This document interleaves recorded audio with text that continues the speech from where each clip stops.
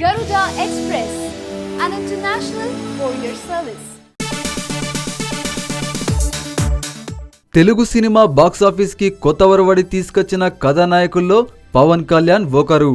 శృతి హాసన్ పవన్ జంటగా నటిస్తున్న ఈ మూవీ ఎన్నో అంచనాలతో రిలీజ్ అయింది. అయితే పవన్ సినిమా అనగానే అభిమానుల్లో ఓ రకమైన అంచనాలు ఏర్పడిపోతాయి. ఇక డైరెక్ట్ గా కథలోకి వద్దాం. కాటమరాయుడు పవన్ కళ్యాణ్ కి నలుగురు తమ్ముళ్ళు శివబాలాజీ, అజయ్, చైతన్య కృష్ణ, కమల్ కామరాజు.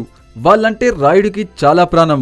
ఊరికి పెద్దగా, పెద్దోళ్ల పాలిట దేవుడిగా రాయుడిని కొలుస్తుంటారు గ్రామస్తులు. వాళ్ళకి ఏ ఆపద వచ్చినా రాయుడు అండగా నిలబడతాడు. ఇంత మంచి రాయుడికి ఓ బలహీనత కూడా ఉంది. తనకు అమ్మాయిలంటే పడదు. అందుకే పెళ్లిడు వచ్చి దాటిపోతున్నా పెళ్లి మాటెత్తడు. అన్నయ్యకు పెళ్లి కాకపోతే తమ్ముళ్ళకెందుకు అవుతుంది? వాళ్లకు అమ్మాయిలు, పెళ్లి, సంసారం లాంటి కలలున్నా అన్నయ్య కోసం తమ కోరికల్ని, ఆశల్ని చంపేసుకుంటారు. ఇలాంటి కాటమరాయుడి జీవితంలోకి అవంతిక శృతి హాసన్ ప్రవేశిస్తుంది. అవంతిక ఎవరు? ఆమె వల్ల రాయుడి జీవితంలోకి ఎలాంటి అనూహ్యమైన మార్పులొచ్చాయి? తమ్ముళ్ల ప్రేమ కథలు ఎలా మొదలయ్యాయి అనేది కాటమరాయుడు అసలు కథ. ఇక సినిమా ఎలా ఉందంటే తమిళంలో ఘన విజయం సాధించిన వీరంకి రీమేక్ ఇది.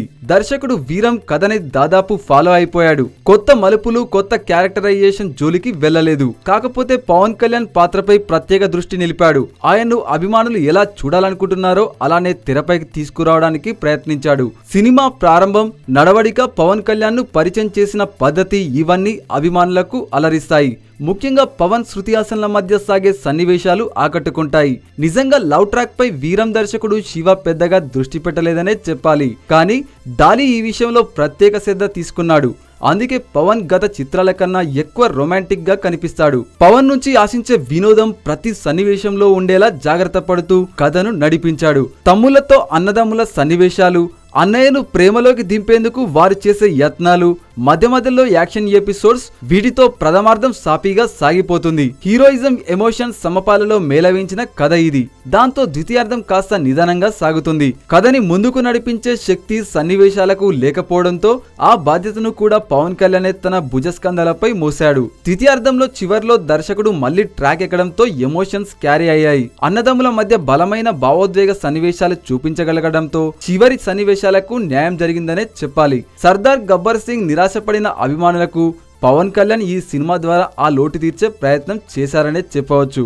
ఇక సినిమా బలాలు చూస్తే పవన్, శృతిల మధ్య లవ్ ట్రాక్, అన్నదమ్ముల అనుబంధం. ఇక బలహీనతలు చూస్తే స్లోగా సాగిన సెకండ్ హాఫ్ మరియు పాటలు. అయితే మొత్తంగా చూస్తే పవన్ అభిమానులకు కాటమరాయుడు పసందైన విందనే చెప్పవచ్చు.